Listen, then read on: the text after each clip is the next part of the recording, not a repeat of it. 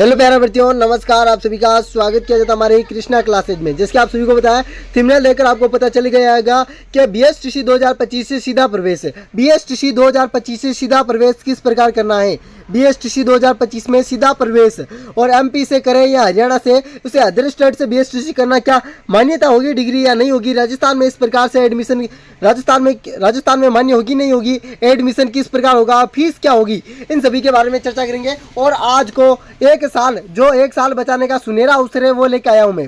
BSTC करने के लिए जरूर वीडियो देखें, क्योंकि जो है फेक वीडियो भी बहुत होते हैं। क्योंकि जो हरियाणा से करते हैं बच्चे, वो काफ़ी बच्चे फंसी भी जाते हैं, और हरियाणा से भी और एमपी से भी काफ़ी बच्चे ऐसे भी होते हैं जिन्होंने बीएसटीसी तो कर ली पर वो डिग्री है वो मान्य नहीं होती है।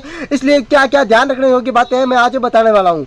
चलो चलते हैं, अपने वीडियो को शुरू करते हैं। तो अपने सामने पहला पॉइंट निकल के आया है कि सर हरियाणा से बीएसटीसी करना सही होगा या एमपी से करना होगा। तो मैं पहले एक कलर चूज कर लेता हूँ, ब्लू कलर, ये लीजिए। अब देखो एमपी और आपका हरियाणा, तो आपको देखो एमपी से आपको 1600 किलोमीटर लगती है, हरियाणा से 62 किलोमीटर आपकी सीमा लगती है। ये आप सभी को पता है, पर आपको ये अदर स्टेट ही है, बिल्कुल अदर स्टेट ही है। दोनों ही अदर स्टेट है, दोनों ही एमपी से भी कर सकते हो, हरियाणा से भी कर सकते हो। पर किस प्रकार करना है सर, अगर एमपी से करें तो अच्छा है या हरियाणा से? तो मैं सजेस्ट करता हूँ हरियाणा, मैं करता हूँ हरियाणा। क्योंकि हरियाणा में जो भी कॉलेज है ज़्यादातर है ना वो बढ़िया ही कॉलेज है, ज़्यादातर कॉलेज बढ़िया है। पर कोई से कॉलेज है ना, मतलब कह नहीं सकता हूँ कि जो कॉलेज है वो कॉलेज आपको परफेक्ट मिलेगी, पर जो भी कॉलेज मिलेगी ना वो एनसीईआरटी से रिलेटेड होनी चाहिए।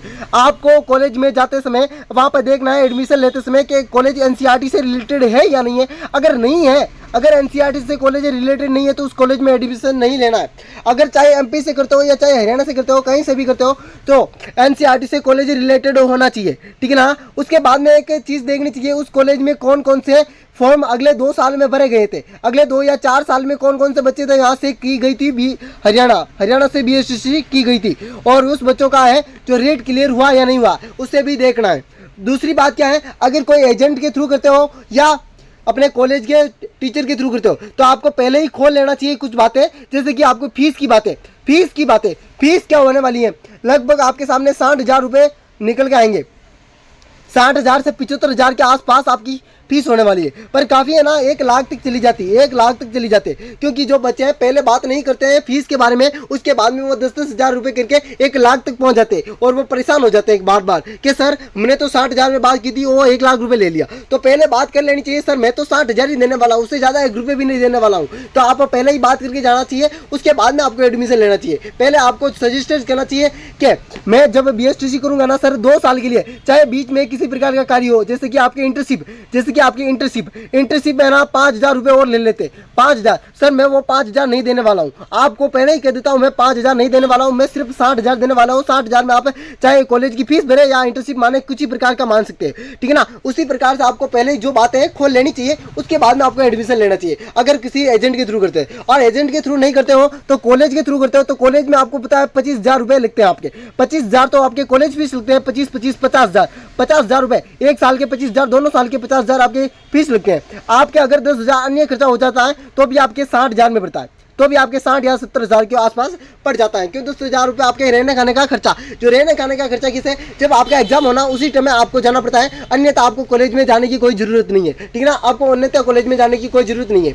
एग्जाम के टाइम ही आपको लगभग 25 दिन या 20 दिन रहना पड़ता है, जिसमें आपको रहना पड़ता है 25 दिन तो आपके फर्स्ट ईयर में रहना पड़ता है, 25 दिन तो आपके फर्स्ट ईयर, 25 दिन आपका फर्स्ट ईयर होता है, और 20 या 20 दिन आपके सेकंड ईयर में, ठीक है ना। ऐसे करके आपका 40 दिन आपके पास वहाँ पर रहना पड़ता है। 40 दिन आपको टारगेट लेके चलना, मतलब आपके सामने 2 महीने लगे, 2 महीना आपको वहाँ पर रहना पड़ेगा। 2 साल में 2 महीना, 2 साल के 2 महीने में, एक साल के एक महीने में रहना पड़ेगा। उसके सामने आपका 10,000 खर्चा आ जाएगा। ऐसे करके आपको 70 या 75,000 के आसपास आपकी बीएसटीसी हो जाएगी।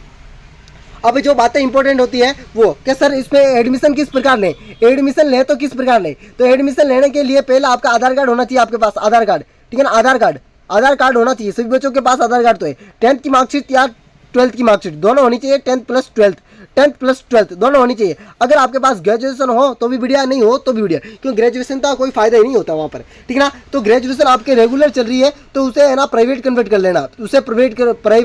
लेना, क्योंकि बीएसटीसी और बीए दोनों एक साथ नहीं चल सकती, दोनों में से एक डिग्री फर्जी मानी जाएगी आपकी, ठीक है ना। और आपको है ना वहाँ पर काउंसलिंग करवानी पड़ेगी ई मित्र के थ्रू वहाँ पर काउंसलिंग करवानी पड़ेगी, और वहाँ पर कोई प्रवेश परीक्षा नहीं होगी। प्रवेश के लिए कोई भी एंट्रेंस एग्जाम नहीं होगा।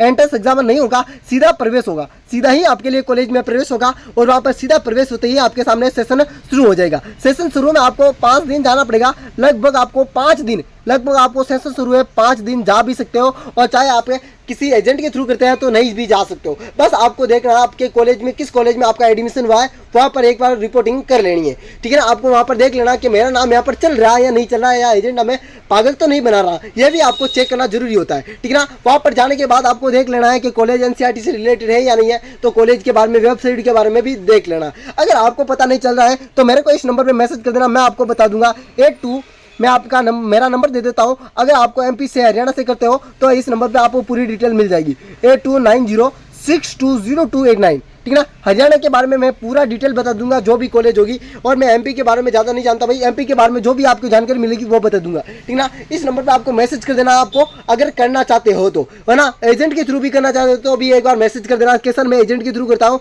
तो कौन सा एजेंट अच्छा रहेगा, मैं भी वो भी बता दूंगा कौन सा है, क्योंकि आपकी फीस कम लगने वाली है, वही चांसेस रहने वाला है, ठीक है ना।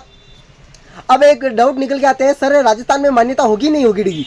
बिल्कुल, आपकी यह डिग्री है ना एनसीईआरटी से, जो भी कॉलेज आपका रिलेटेड होगा ना एनसीईआरटी से, वो कॉलेज आपके लिए डिग्री मान्यता होगी राजस्थान में। बिल्कुल आपके राजस्थान में मान्यता होगी। 2 साल बचाने का सुनहरा अवसर, 2 साल बचाने का सुनहरा अवसर, या 1 साल बचाने का, क्योंकि आपके सामने 1 साल तो ये बीत गया, अगला साल आने वाला, मतलब 2 साल आपके, वो 2 साल में आपकी डिग्री क्लियर हो जाएगी और आप घर पर होकर रीट की तैयारी कर सकते हो, बिल्कुल। काफ़ी बच्चे इस बार भी रीट ने ना अदर स्टेट से BSTC की, और वो बच्चे हैं ना इस बार भी अपनी रीट क्लियर की, रीट पात्रता परीक्षा क्लियर की। मैंने उस बच्चों के काफ़ी क्या है ना वो स्क्रीनशॉट लेकर रखे हैं, जिन्होंने मैंने पात्रता परीक्षा, मतलब उस बच्चों ने रीट वाले के लिए जो हरियाणा से की और पात्रता परीक्षा निकाली है, उसके अभी मेरे स्क्रीनशॉट पड़े हैं, चाहे तो आप देख सकते हो, है ना। एकदम एलिजिबिलिटी आप हरियाणा से चाहे भी करो, चाहे MP से करो, दोनों ही आपके अदर स्टेट से मान्य होगी BSTC, है ना। किसी प्रकार का आपका जोड़ नहीं होगा। बस ये ध्यान रखना है, जो भी BSTC करना चाहता है बच्चा, वो एक बार कॉलेज को अच्छी तरीके से देख लेना है और अपने फीस के बारे में एकदम देख लेना, क्योंकि फीस और कॉलेज दोनों के बारे में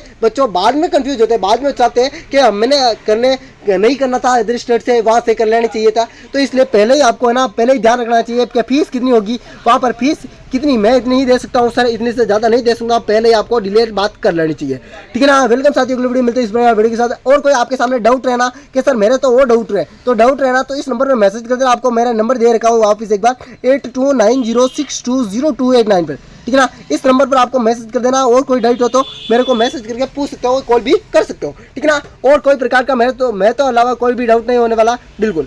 और आपका है ना कॉलेज में मिलने के बाद कॉलेज में जाना पड़ेगा और 5 दिन रिपोर्टिंग करनी पड़ेगी, और बाद आपको कॉलेज में किसी भी टाइम नहीं जाना पड़ेगा, किसी भी टाइम, बस एंट्रेंस एग्जाम होगा उसी बाद में जाना पड़ेगा। चलो साथियों, अब चलते हैं, अगली वीडियो में मिलते हैं आप सभी से।